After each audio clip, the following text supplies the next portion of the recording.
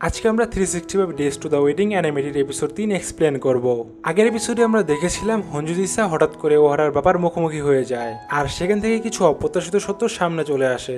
ওহারার পরিবারের কড়াকড়ির নিয়ম রীতিনীতির ব্যাপারে হঞ্জুদিসা শুনে ভয় পেয়ে যায়।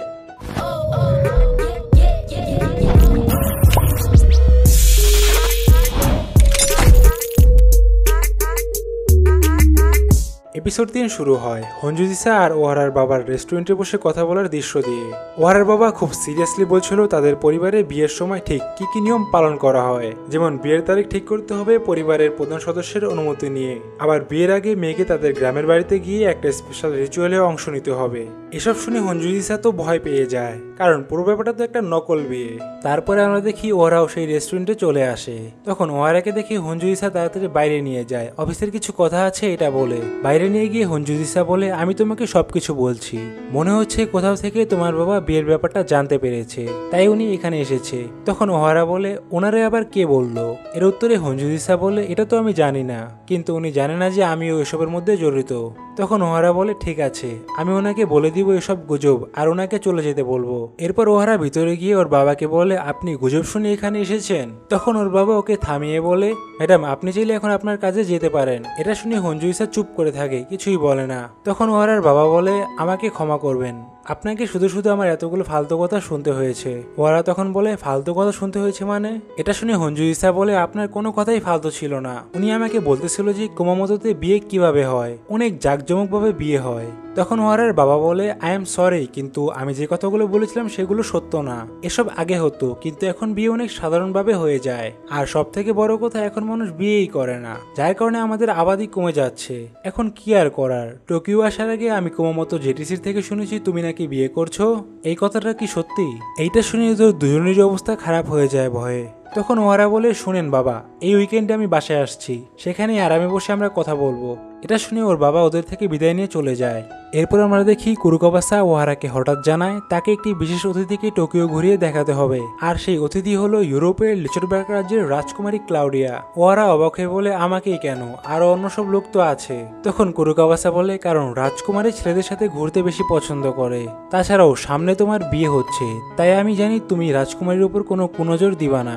ওহারা বাধ্য হয়ে দায়িত্ব পালন করতে রাজি হয়ে যায়। তারপর আমরা দেখি ওহারার কলিগরা এই ব্যাপারটা জানতে পেরে নিজেদের মধ্যে কথা বলতে থাকে যে ওহারাই কেন, ওর তো এই কাজের কোনো এক্সপিরিয়েন্স নেই, ও কি পারবে? অন্যদিকে আমরা দেখি ওহারা বসে রাজকুমারের ব্যাপারে বিভিন্ন তথ্য কালেক্ট করছে আর কালকের জন্য প্ল্যান করছে, যেগুলো করতে করতে ওহারা অনেক বিরক্ত হয়ে যায় আর বলে, আমাকে এই কেন কাজটা দেওয়া হলো? সে সময় হঞ্জুদিসা পিছন থেকে এসব দেখে বলে, ওহারার জন্য আমার অনেক খারাপ লাগছে। এরপর আমরা দেখি ক্লাউডিয়া টোকিওতে পৌঁছায় এবং ওহারার সাথে দেখা করে। ক্লাউডিয়া বলে, আমি সাধারণ মানুষের মতো টোকিও ঘুরে উপভোগ করতে চাই, আজকে আমি শুধু ক্লাউডিয়া, কোনো রাজকুমারী না। এটা শুনে ওহারা বলে, ঠিক আছে রাজকুমারী। এরপর ওহারা তাকে বিভিন্ন জায়গায় নিয়ে যায়, যেমন শিবুয়া ক্রসিং, আসাকুসা মন্দির এবং টোকিও টাওয়ার। অন্যদিকে আমরা দেখি অফিসের সব কলিগরা নিজেদের মধ্যে কথা বলছে। অফিস বন্ধ করার সময় হয়ে গেল, কিন্তু এখনো কুরুকাবাসা বা ওহারার কোনো খবর নেই। তখন কিসকেসা বলে, হয়তো ওহারা আর রাজকুমারী মিলিয়ে একটা রুম নিয়ে নিয়েছে, কারণ রাজকুমারীর পার্টি করতে অনেক পছন্দ করে, তাই না? এটা শুনে গুন্ডা বলে, কিসকেসা ফালতু কথা বলে বন্ধ করো। তখন কিসকেসা বলে, আরে মজা করতেছিলাম দোস্ত। হঞ্জুদিসা সে সময় মনে মনে ভাবতে থাকে, ফালতু কথা হোক বা যাই হোক, আমার তো কিছুই যায় আসে না, ওরা তো আর আমার বয়ফ্রেন্ড না। ওদিকে রাজকুমারী ওহারাকে বলে, আমি লাস্ট একটা জায়গায় যেতে চাই, আমি চাই তুমি আমাকে তোমার সাথে তোমার বাড়িতে নিয়ে যাও। এরপর আমরা দেখি হঞ্জুদিসা না চাইতেও ওহারার বাসার সামনে চলে আসে ওর জন্য একটি জিনিস নিয়ে, তারপর সেটা দেওয়ার জন্য যেতে থাকে আর মনে মনে বলতে থাকে, এখন হয়তো ওহারা রাজকুমারের সাথে ট্যুরে আছে, এটাকে দরজার সামনে রেখে দিব যাতে সহজে পেয়ে যায়। তখন হঞ্জুদিসা রুমের ভিতর থেকে রাজকুমারীর আওয়াজ শুনতে পায়, এর জন্য ভিতরে তাকিয়ে দেখে ওহারা আর রাজকুমারী একসাথেই আছে, যেটা দেখে হঞ্জুদিসার কিসকেসার কথাটা মনে পড়ে যায়। তখন ভিতরে রাজকুমারী কামাকে দেখে ভয়ে ওহারার উপরে পড়ে যায়। সেই সময় হঞ্জুদিসা রুমের ভিতরে চলে আসে। হঞ্জুদিসাকে দেখে ওহারা জিজ্ঞেস করে, তুমি এখানে কি করছো? তখন হঞ্জুদিসা বলে, আমি জানি না, আমি নিজেও জানি না আমি এখানে কি করছি। তোমার তো মানুষদের সাথে মিশতে সময় লাগে তাই না? কিন্তু এখানে তো দেখে মনে হচ্ছে তুমি ভালোভাবেই মিশে গেছো, এজন্য অপরিচিত লোকদের সাথে মিশা বন্ধ করো, বুঝেছো? এক প্রকার ধমকি দিয়ে এই কথাটা বললো, যেটা শুনে ওহারা ভয় পেয়ে যায়। তখন রাজকুমারী হঞ্জুদিসাকে বলে, তাহলে তুমি রিকাসা? ফাইনালি তোমার সাথে দেখা হয়ে গেল।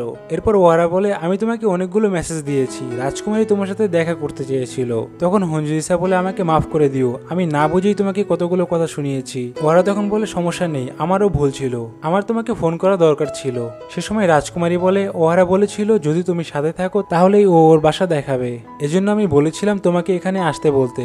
ওর ফিয়ন্সে হওয়ার কারণে ও তোমাকে কত গুরুত্ব দেয়, ও আসলে বিশ্বাসযোগ্য একজন মানুষ। ফিয়ন্সে শব্দটা শুনে ওরা দুজনেই বলে এই শব্দটা যেন আর না বলে। এরপর রাজকুমারী ওদের বলে আমি রাজপরিবারের দায়িত্ব থেকে মুক্তি পেতে চাই, আমি তোমাদের দুজনের কাছে কিছু লুকাতে চাই না, আসলে আমি একজনকে ভালোবাসি, এই দেখো যাকে আমি ভালোবাসি। তখন ওরা বলে এই মেয়ে সেই যাকে আপনি ভালোবাসেন? এটা শুনে রাজকুমারী বলে হ্যাঁ, ও হলো মারি, আমরা একজন আরেকজনকে সত্যি অনেক ভালোবাসি, কিন্তু আমাকে এই বিষয়টাও খেয়াল রাখতে হবে যে আমি একজন রাজকুমারী, তাই না চাইতেও রাজ্যের জন্য আমাকে বিয়ে করতেই হলো।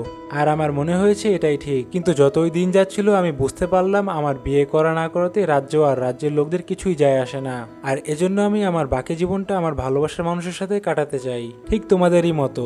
তোমাদের থেকে আমি প্রেরণা পেয়েছি।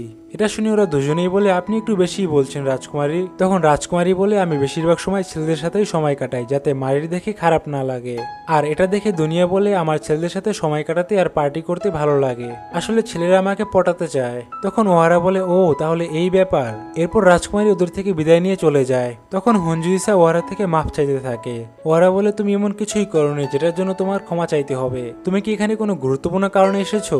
তখন হঞ্জুদিসা ব্যাগ থেকে সেই জিনিসটি বের করে ওহারাকে দেয়। ওহারা সেটা খুলে দেখে তার মধ্যে একটি পাথর। তখন হঞ্জুদিসা বলে পাথর কালেক্ট করা আমার শখ, তাই ভাবলাম এটা তোমাকে দেই। ঠিক আছে এখন তাহলে আমি যাই, এটা বলেই হঞ্জুদিসা চলে যেতে থাকে। ওহারা তখন বলে হঞ্জুদিসা এমন কিউট কিউট কাজ করে যেটা দেখে সত্যিই মন চায় ওকে বিয়ে করে নেই। আর এখানেই 3 নাম্বার এপিসোডটি শেষ হয়ে যায়। আজকের এক্সপ্লেনটি কেমন লাগলো নিচে কমেন্ট করে জানাতে পারো। ভিডিওটি ভালো লাগলে কি করতে হবে সেটা তো তোমরা সবাই জানো। দেখা হচ্ছে অন্য কোনো এক্সপ্লেন ভিডিওতে। Bye bye.